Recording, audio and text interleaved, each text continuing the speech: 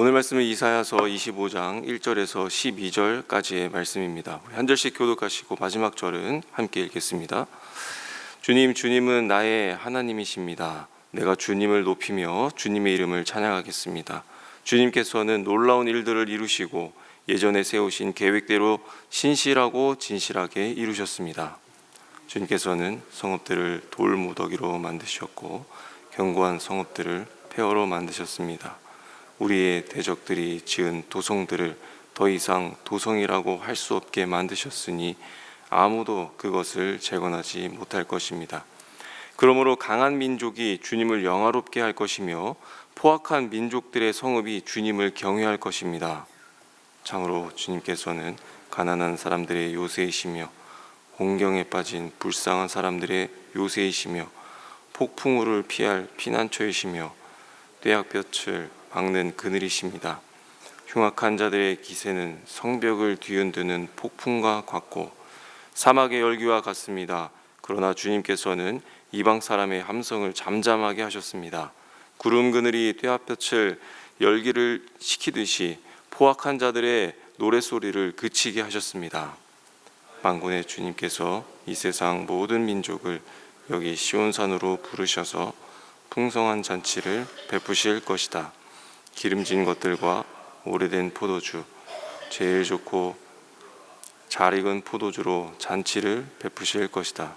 또 주님께서 이 산에서 모든 백성이 걸친 수의를 찢어서 벗기시고 모든 민족이 입은 수의를 벗겨서 없애실 것이다. 주님께서 죽음을 멸하신다.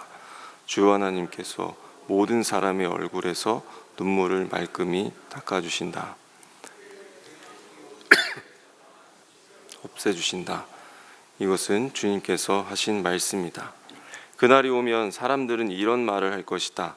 바로 이분이 우리의 하나님이시다. 우리가 하나님을 의지하였으니 하나님께서 우리를 구원하신다. 바로 이분이 주님이시다. 우리가 주님을 의지한다. 우리를 구원하여 주셨으니 기뻐하며 즐거워하자. 주님께서 시온산은 보호하시겠지만 모압은 마치 지푸라기가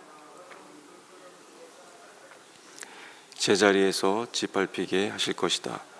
헤엄치는 사람이 팔을 휘저어서 헤엄을 치듯이 모압이 그 거름 물구덩이에서 두 팔을 휘저어 빠져나오려고 하여도 주님께서는 모압의 팔을 그의 교만과 함께 가라앉게 하실 것이다. 튼튼한 모압의 성벽을 헐어내셔서 땅의 먼지 바닥에 폭삭 주저앉게 하실 것이다. 아멘.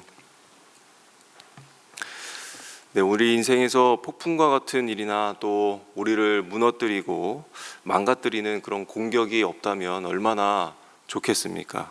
또 그리고 갑자기 찾아오는 어려움이나 아픔이나 고통도 없다면 얼마나 좋을까요? 하나님께서 우리를 완벽하게 지켜주신다면 그런 일들이 아예 생기지 않도록 막아주시면 좋겠다라고 하는 생각도 듭니다. 그런데 오늘 이사야는 이 하나님의 보호에 대해서 조금 다르게 보여주고 있습니다. 오늘 4절 말씀을 보면 주님께서는 가난한 사람들의 요새이시다. 공경에 빠진 사람들의 요새이시다. 폭풍우를 피할 피난처이시고 떼약볕을 막는 그늘이시다 라고 그렇게 말씀합니다. 성도의 삶을 이 폭풍과 고난이 없는 그런 삶으로 인도하시는 하나님에 대해서 말씀하시는 것이 아니라 오히려 우리의 고통의 때에 하나님은 우리에게 어떤 분이신가 그것을 찬양하며 하나님을 다시 바라보게 하는 그런 본문입니다. 이사야는 하나님을 요새, 피난처, 그늘로 찬양합니다. 하나님께서 자기 백성을 위해 안전한 피난처를 따로 마련해 주신다라고 하는 그 정도를 넘어서 하나님 자신이 우리의 피난처가 되어 주신다라고 하는 것입니다. 이 피난처라고 하면 우리가 도피성이라고 하는 것과 참 연결이 되는 것 같습니다. 이 도피성은 어떤 곳이었습니까? 죽음의 그 위협을 받는 사람이 살기 위해서 달려가야 하는 그런 곳이었습니다. 그 사람에게 중요한 것은 이 도피성 안으로 들어가기만 하면 살 수 있다라는 것이었죠. 그런데 하나님은 이 도피성이라고 하는 이 차원을 넘어서 내가 너의 피난처다라고 그렇게 하십니다. 더욱 놀라운 것은 1절에서 이에 대해 뭐라고 이야기하십니까? 하나님께서 예전에 세우신 계획대로 신실하고 진실하게 이루셨다라고 말씀한다는 것입니다. 하나님께서 내 이 폭풍 같은 인생의 피난처가 되어주신다라고 하는 것은 급하게 마련하시는 그런 응급 조치가 아니라 아주 옛날부터 정해진 그 하나님의 뜻이고 또 그 뜻을 신실하게 이루어 가신다라고 하는 것이죠. 그러니까 하나님이 우리의 피난처가 되시고 우리가 하나님께로 피한다라고 하는 것은 우리의 막연한 어떤 가능성에 기대는 것이 아니라는 것입니다. 잠시 비를 피할 수 있다가 다시 가는 그런 피난처가 아니고 또 요나의 이 박넝쿨처럼 금세 사라져버리는 그런 그늘에 숨는 것이 아니라 우리가 어떤 하나님 안으로 숨는 것입니까? 신실하신 그 하나님 안으로, 하나님의 신실하심 속으로 피하는 것입니다. 그래서 우리가 어려움을 만났을 때에, 우리의 고통 중에 있을 때에 우리는 무엇을 묵상해 볼 수 있을까요? 오늘 이 기도하러 나오신 이 자리에서 피난처에 대해 하나님께서 우리에게 주시는 마음은 무엇이겠습니까? 사람은 누구나 자기만의 그런 피난처를 가지고 삽니다. 이사야 시대의 이 사람들은 어땠습니까? 우리가 계속해서 들어봤듯이 견고한 그 성읍의 든든함을 보면서 그 안에 숨어 살면서 안심하려 했었고 또 애굽의 그늘 아래 들어가려고 했었고 수많은 말과 병거를 보며 안심하기도 했습니다. 오늘 우리는 어떻습니까? 돈과 사람과 경험과 또 자신만의 계획 속으로 피하려 하는 우리의 연약함이 있습니다. 형태와 모습은 달라졌지만 이 시대를 살아가는 우리의 마음이 다르지 않다는 것이죠. 내 눈에 보이고 내가 통제할 수 있는 실질적인 무엇인가가 나를 지켜줄 것이라는 그런 믿음을 가지고 산다는 것입니다. 오늘 기도하러 나오신 이 자리에서 이러한 다른 믿음에서 벗어나 가장 견고한 피난처가 되시는 이 하나님을 바라보시기를 바랍니다. 우리의 기도가 때로는 악인들을 제거해 주십시오, 이 환난에서 벗어나게 해 주십시오, 그렇게 구하는 것도 너무나도 좋은 일입니다. 또 도피성처럼 아무도 나를 해할 수 없는 그런 안전한 곳에 나를 숨겨 주십시오 라고 기도하는 것도 좋습니다. 그렇지만 오늘 본문에서 이사야가 찬양하고 있는 그 하나님은 어떤 하나님이십니까? 이사야가 우리에게 전하고 있는 그 하나님은 누구입니까? 자기 백성에게 자신을 통하여서 가장 큰 안전을 말씀하시고 약속하시는 그 하나님이라는 사실입니다. 우리의 상황은 언제든지 변할 수 있는 것이죠. 내 곁을 지켜주던 사람도 떠날 수 있습니다. 우리가 가지고 있는 돈도 얼마든지 줄어들 수 있습니다.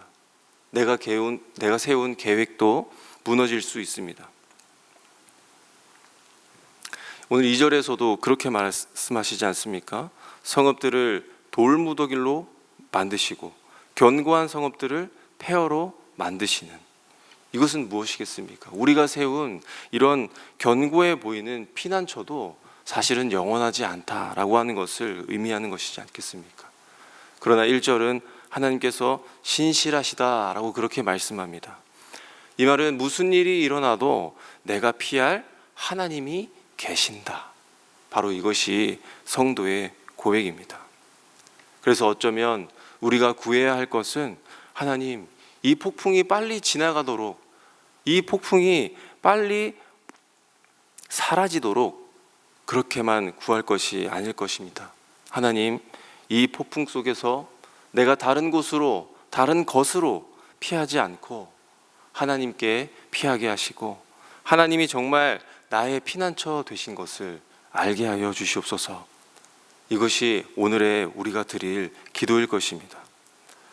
폭풍이 없는 삶, 그것이 복된 삶일 수 있겠지만 폭풍 속에서도 피할 하나님이 계시다라고 하는 것이 우리 성도의 가장 복된 삶이라고 생각합니다.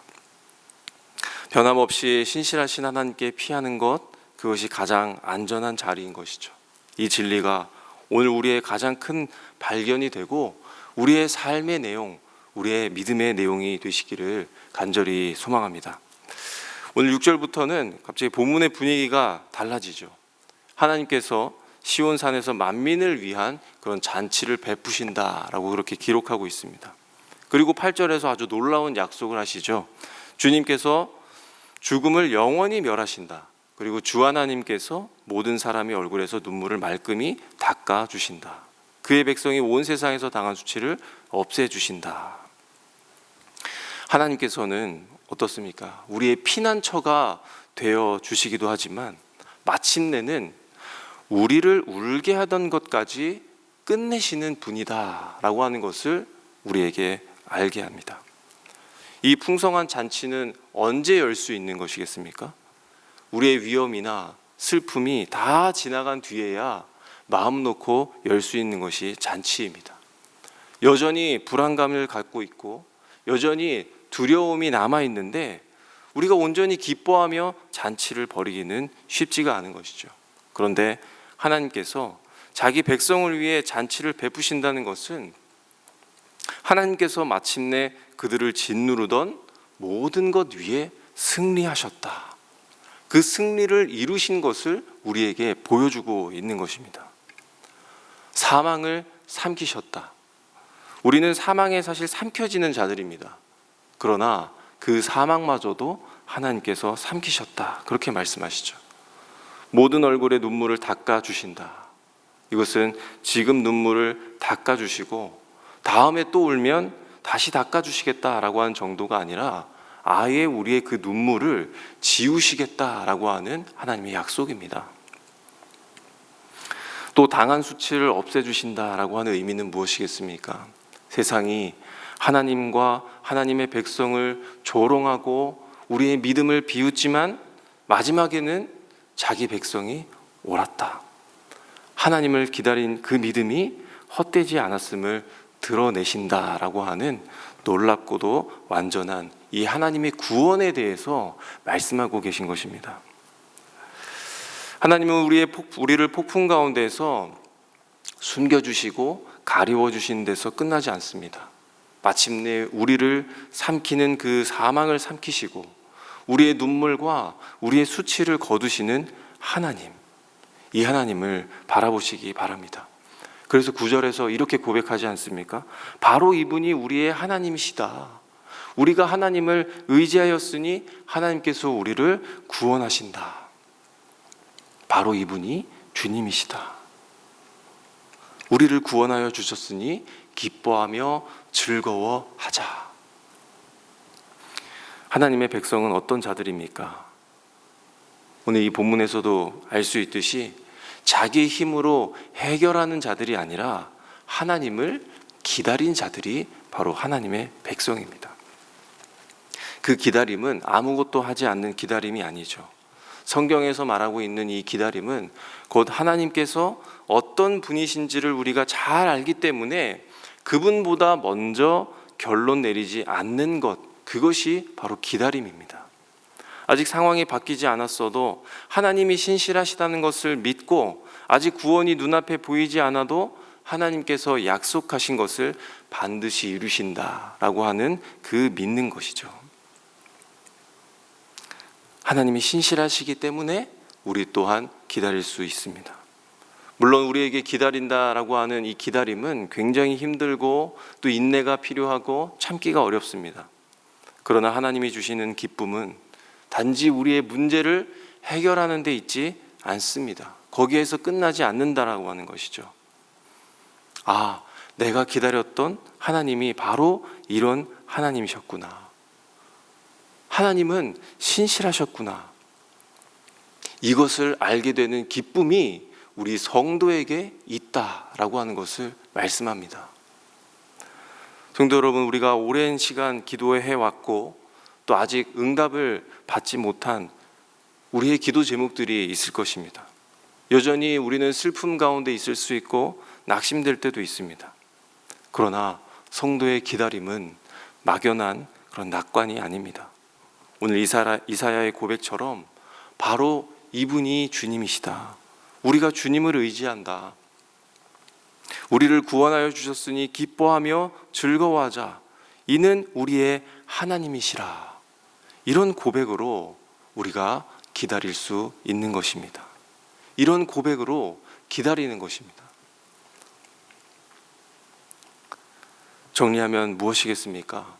이 문제가 언제 끝날지 알기 때문에 우리가 충만하게 기다릴 수 있는 것이 아니라 내가 기다리는 그 하나님께서 신실하신 분임을 알기 때문에 기다릴 수 있는 것입니다.